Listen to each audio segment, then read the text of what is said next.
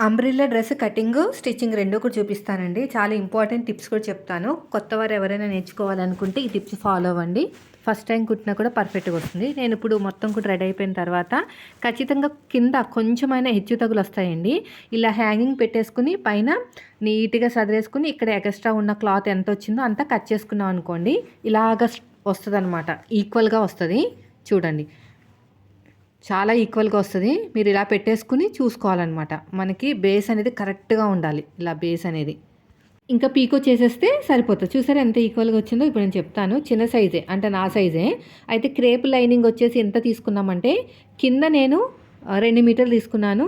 Body పార్ట్‌కి వాళ్ళు lining అన్న వేయమన్నారు. లేదంటే దీంతోనే కటింగ్ చేసామన్నారు. అంటే కాటన్ లైనింగ్ అన్నా పర్లేదు, క్రేప్ అన్నా పర్లేదన్నారు. సో నేనైతే క్రేప్ వేసేసానండి. మొత్తానికి పైన 1 మీటరు, కింద ఒక 2 మీటర్లు, 3 మీటర్లు. అది కూడా క్రేప్ లైనింగ్. పన్నా ఎక్కువ ఉంటదనమాట. క్రేప్ లైనింగ్ వేరు, పాలిస్టర్ లైనింగ్ వేరు. ఇప్పుడు 4 ఫోల్డింగ్ చేశానండి. ఇది చిన్న సైజు కాబట్టి 4 ఫోల్డింగ్ చేస్తే మనకు ఒకేసారి ఫ్రంట్ బ్యాక్ కట్ అవుతుంది. అదే పెద్ద సైజ్ అనుకోండి 40+ సైజ్ అయితే మాత్రం సింగిల్ ఫోల్డింగ్ వేయాలి. ఇంకొక హాఫ్ మీటర్ ఎక్కువ తీసుకోవాలి. 3.5 మీటర్లు. 4 ఫోల్డింగ్ చేశాను కదా! పైన షోల్డర్‌కి కావాల్సినంత ఖర్చు వదిలేసాను. నేను చెప్పేది వినండి, మీకు బాగా అర్థమవుతది. ఇప్పుడు షోల్డర్ దగ్గర కావాల్సినంత ఖర్చు వదిలేసుకుని నేను బాడీ పార్ట్ వచ్చేసి 12.5 ఇంచులు తీసుకున్నాను. పాప అనమాట. నా పర్సనాలిటీ ఉంటది గానీ హైట్ కొంచెం తక్కువ. ఎల్ స్కేల్ తీసేసుకోండి. స్ట్రెయిట్‌గా లైన్ వేసుకోండి. ఎల్ స్కేల్ అయితే స్ట్రెయిట్‌గా లైన్ అనేది బా వస్తదండి. పైన కింద ఖర్చులన్నీ కలిపి నాకు 13 ఇంచుల దాకా వచ్చాయండి. ఫుల్ షోల్డర్ వెనకాల బోట్ నెక్ కాబట్టి ఫుల్ షోల్డర్ 6.5 ఇంచులు తీసుకున్నాను. చెస్ట్ వచ్చేసి 8.5 ఇంచులండి. 8.5 ఇంచులు అనేది ఒక బాక్స్ లాగా రెడీ చేసుకోవాలి. నడుము దగ్గర డాట్‌తో కలిపి నాకు 8 ఇంచులైతే వచ్చింది. అంటే 7 ఇంచులనమాట నడుము అనేది. ఫుల్ షోల్డర్ ఎంతని చెప్పాను మీకు? 6.5 ఇంచులు. దీంట్లో నెక్ కోసం నేను ఒక 3 ఇంచులు తీసేసుకున్నాను. ఫ్రంట్ నెక్ వచ్చేసి కొంచెం డీప్‌గానే కావాలని అన్నారు. 5 ఇంచులు. వెనకాల నెక్ వచ్చేసి 3 ఇంచులు తీసుకుంటే సరిపోతుంది. 3 ఇంచులు తీసుకోండి వెనకాల. 3 ఇంచులు ఇంకా చిన్న డ్రాప్ ఇమ్మన్నారు కదా! మొత్తానికి నేను ఒక 4.5 ఇంచులు తీసుకున్నానండి. 3 ఇంచులేమో బోటుకి వదిలేసాను. మిగతాదంతా కూడా చిన్న డ్రాప్ కింద తీసేసుకున్నాను. సో, నేను చెప్పేది వింటే మీకు అర్థమవుతది. ఎందుకంటే ఇక్కడ అంతా క్లియర్‌గా కనిపించదు. ఫ్రాక్ కదా! నేను టేబుల్ మీద కట్ చేయలేను కదా! అందుకని. డౌన్ వచ్చేసి 5.5 ఇంచులు తీసుకున్నానండి. చంక డౌను. ఇలాగ షేప్ ఇచ్చేసి షోల్డర్ దగ్గర మనం స్లోప్ ఇవ్వాలి. వెనకాల బోట్ నెక్ కదా! షోల్డర్ దగ్గర స్లోప్ ఇస్తే మీకేమవుతదంటే ఫిట్టింగ్ అనేది బా వస్తది. ఆ స్లోప్ ఇవ్వడానికి ఒక హాఫ్ ఇంచ్ వదిలేయండి. షోల్డర్ దగ్గర కావాల్సినంత ఖర్చు కూడా మనం ఒక హాఫ్ ఇంచ్ తీసుకోవాలనమాట. షోల్డర్ దగ్గర హాఫ్ ఇంచు, స్లోప్ కోసం ఒక హాఫ్ ఇంచు అవన్నీ వదిలేసుకుని ఆర్మ్ లూజ్ అనేది ఆ కింద లైన్ నుంచి కొలుచుకోవాలండి. ఓకేనా? నాకైతే తక్కువొచ్చింది. మళ్ళీ కొంచెం కిందకి దింపాను. అలా అడ్జస్ట్ చేసుకోవాలి. ఆర్మ్ లూజ్ అనేది నాకు 6.5 ఇంచులొచ్చిందనమాట అది. ఇక స్లోప్ ఇస్తున్నాను చూసారా? నెక్ దగ్గర నుంచి మనకి షోల్డర్ వైపుకి స్లోప్ అనేది ఉంటుంది. ఇలా నీట్‌గా చూసుకోండి. సరిపోతది.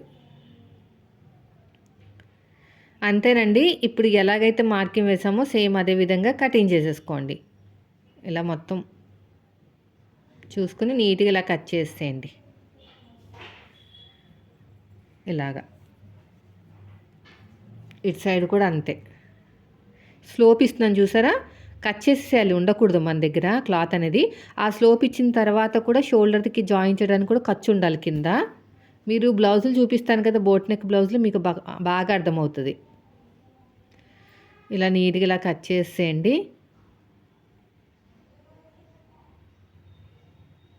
ఇలా మొత్తం కూడాని.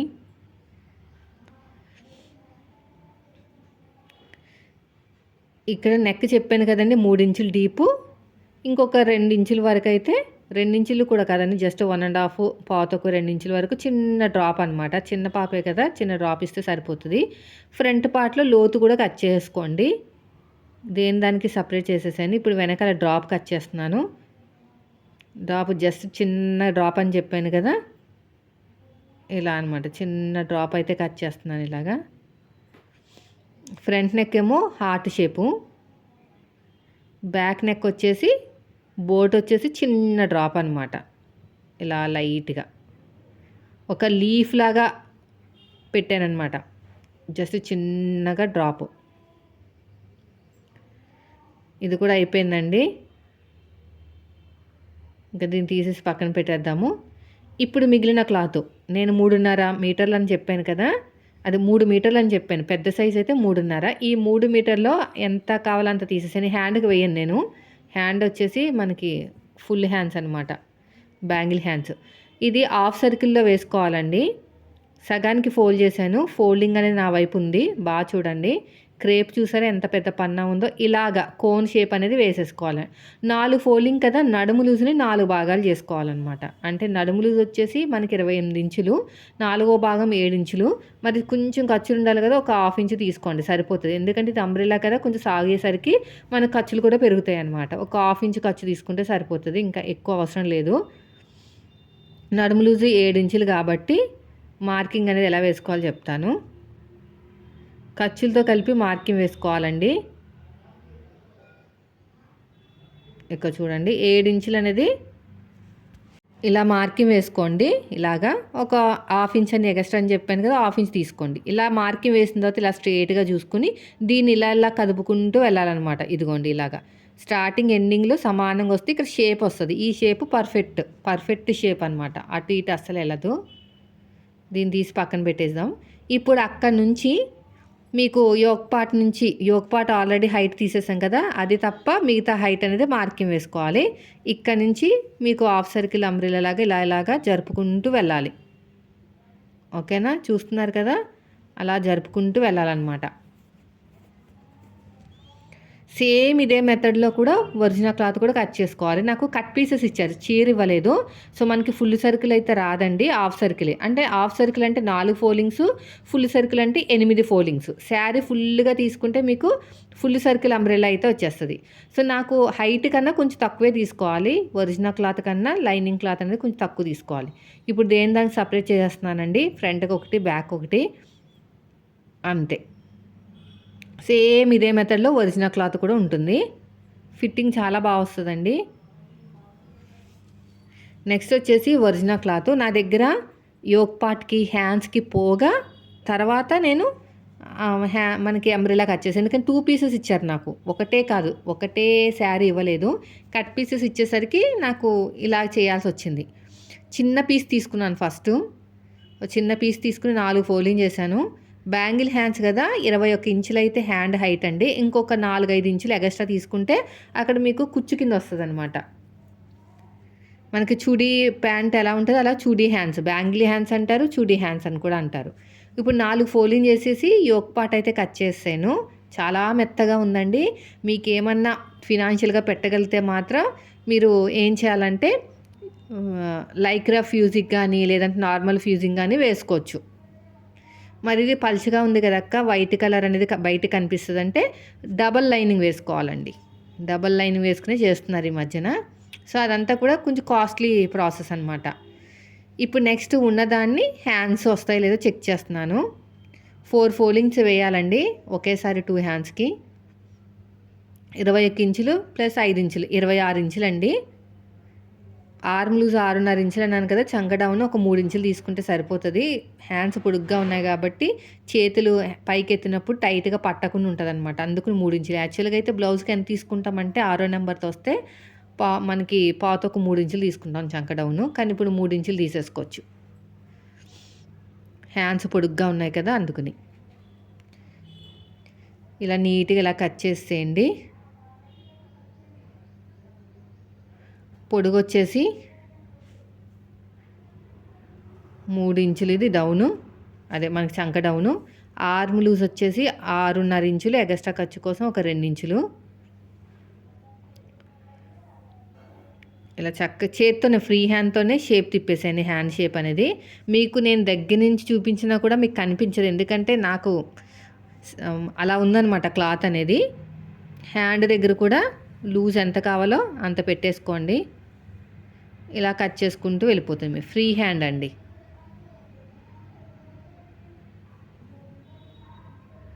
ఫ్రీ హ్యాండ్ మాట.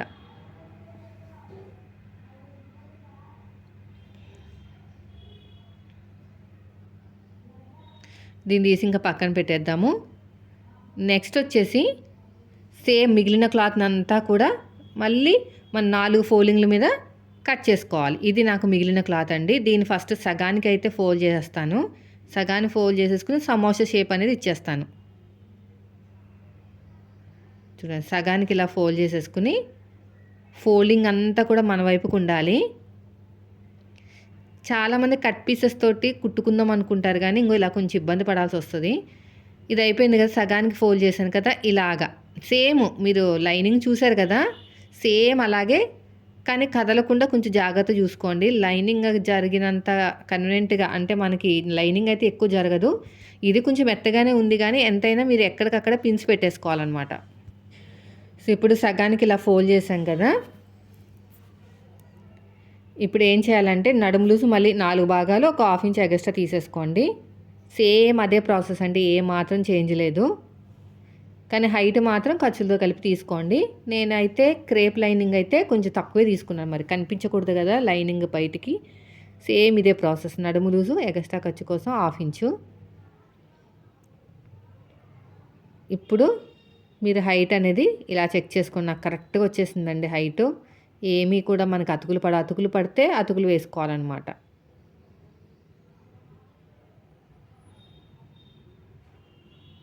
ఇలా కరెక్ట్గా మార్కింగ్ వేసేసుకోండి. ఇలా షేప్ ఇచ్చేసి ఇటు సైడ్ కూడా అంతే.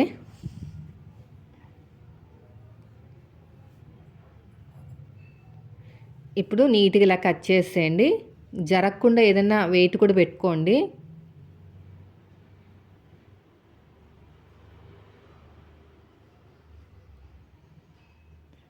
ఇటు సైడ్ కూడా అంతే. ఇలా నీట్గా కట్ చేసుకో. ఇక చిన్న అతుకు పడుతుంది అంతేనండి, చిన్నగా పడినా పెద్దగా పడినా అతుకే. మనం ప్రాసెస్ అయితే సేమే ఉంటుందండి. అతుకులు వేయటము అవి కుట్టడం అంటే కొంచెం ఎంతైనా టైం టేకింగే, కానీ అంబ్రిల్లాకి ఖచ్చితంగా అతుకు పడుతుంది. అది మాత్రం ఆ మాత్రం నాలెడ్జ్ అయితే ఉండాలి కస్టమర్లకి. మీరు కుట్టుకున్నా సరే అంబ్రిల్లా ఫ్రాక్ కుట్టుకుంటే ఖచ్చితంగా కింద అతుకైతే పడుతుంది. అయిపోయిందండి. ఇప్పుడు సపరేట్గా దీన్ని కూడా తీసేసుకుందాము, ఫ్రంట్కి బ్యాక్కి సపరేట్ అనమాట. ఇప్పుడు స్టిచ్చింగ్ ఎలా చేయాలో చెప్తాను. ఇలా నీట్గా ఇలా కట్ చేసుకుంటామే. ఇంకా దీన్ని తీసి పక్కన పెట్టేసేయండి. ఇంకా సపరేట్గా తీస్తే ఇలా వచ్చింది, బాగా వచ్చిందండి. సో నెక్స్ట్ స్టిచ్చింగ్ చూపిస్తాను. నడుము దగ్గర లైనింగ్ క్లాత్ని ఒరిజినల్ క్లాత్ని జాయిన్ చేసేటప్పుడు సాగదీయకూడదు, ఇలాగ పైన పెట్టే జాయిన్ చేయాలి, లేదంటే సాగిపోయి మొత్తం ఎత్తినట్టు వచ్చేస్తుంది. సగాన్ని ఫోల్డ్ చేసుకుని ఒక చిన్న టక్ ఇవ్వండి. ఈ టక్ అనేది మిడిల్లోకి రావాలన్నమాట బాడీ పార్ట్లో. ఇవి హ్యాండ్ లూజ్ దగ్గర చిన్న ఫోల్డింగ్ చేసుకుంటే సరిపోతుంది. ఒక హుక్ బటన్ కూడా పెట్టేసుకోవాలి, ప్రెస్సింగ్ బటన్, ఎందుకంటే బ్యాంగిల్ హ్యాండ్స్ కదా, లూజ్గా పెట్టుకుని కుట్టిన తర్వాత మనకి హ్యాండ్ లూజ్ ఎంతవరకు ఉందో అక్కడ వరకు ప్రెస్సింగ్ బటన్స్ పెట్టుకోవాలన్నమాట. అప్పుడు మీకు బ్యాంగిల్ హ్యాండ్స్ అనేది పర్ఫెక్ట్గా వస్తాయి. ఇప్పుడు నెక్స్ట్ వచ్చేసి బాడీ పార్ట్ అండి, జస్ట్ తిప్పేయటం, ఇంకేం లేదు. నేను క్యాన్వాస్లో అవి ఏం వేయట్లేదు, జస్ట్ ఇలా కుట్టేసుకుని బ్యాక్ సైడ్ థ్రెడ్స్ పెట్టేస్తాను. ఇలా నీట్గా స్టిచ్ చేసుకుంటూ వెళ్ళిపోండి. ఇక్కడ కూడా అంతే. చెప్పాను కదా, క్యాన్వాస్ వేసుకున్నా, లేదంటే క్యాన్వాస్ కూడా కాదు, ఫ్యూజింగ్ వేసుకుంటే మీకు ఇలాగా వేలాడినట్టు ఉండదు అనమాట. క్లాత్ అనేది బాగా స్టిఫ్గా నిలబడుతుంది. ఇటు సైడ్ కూడా అంతే, ఇలాగా చిన్న టక్స్ అయితే ఇచ్చేసేయండి. ఇక్కడ కూడా అంతే. ఇలా ఓపెన్ చేసేసుకుని కొంచెం థ్రెడ్స్ అన్న పెట్టుకోవచ్చు, లేదంటే నార్మల్గా హుక్స్ అన్న పెట్టుకోవచ్చు. ఇలా అనమాట. ఇప్పుడు ఒక టాప్ స్టిచ్ వేసుకోండి బాగా కార్నర్కి, మనకి క్లాత్ అనేది బయటకు రాకుండా నీట్గా ఉంటుంది.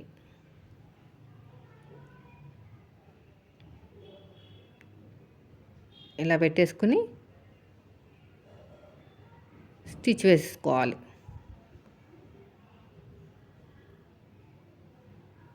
ఇలా మొత్తం కూడా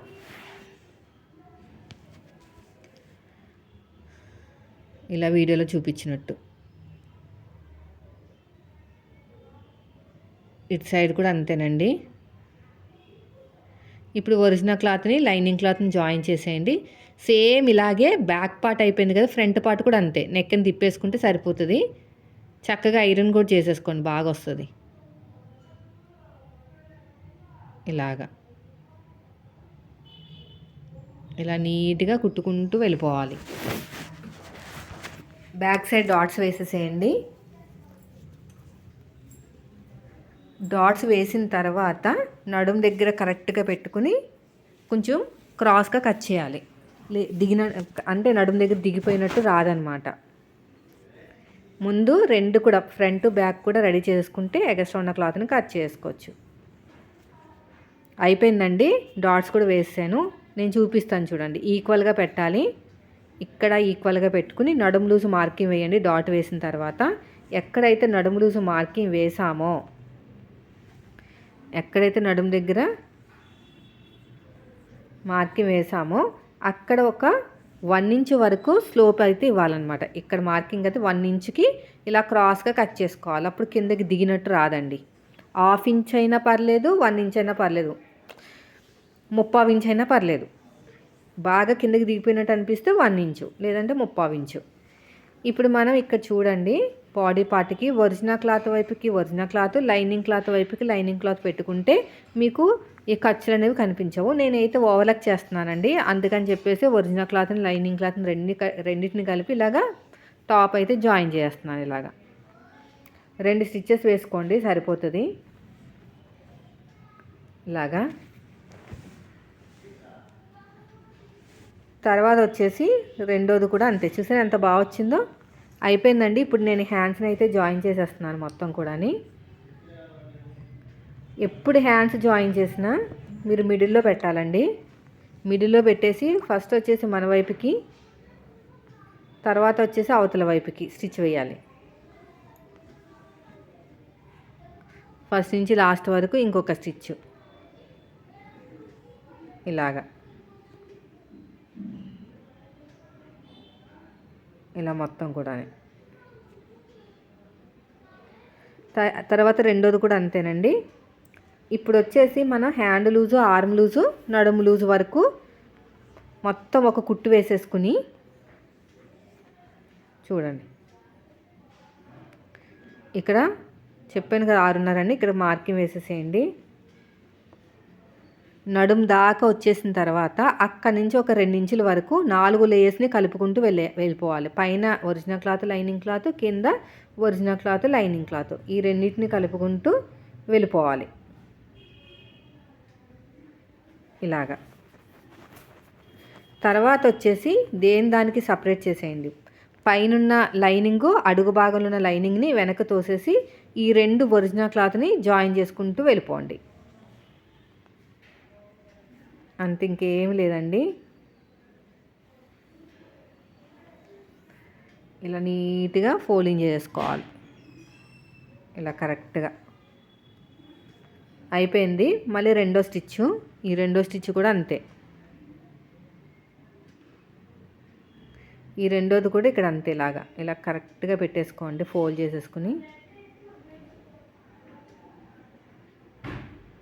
ఇలాగా ఫోల్డ్ చేసేసుకుంటే మనకి పోగులు బయటకు రావు, చాలా బాగుంటుంది. ఇలా ఫోల్డ్ చేసుకుంటూ వెళ్ళిపోండి. రెండో సైడ్ కూడా అంతేనండి. అలా స్టిచ్చింగ్ చేసేసుకుంటే మనకి ఫ్రాక్ అయితే రెడీ అయిపోతుంది. వీడియో నచ్చితే లైక్ చేయండి. Thank you for watching.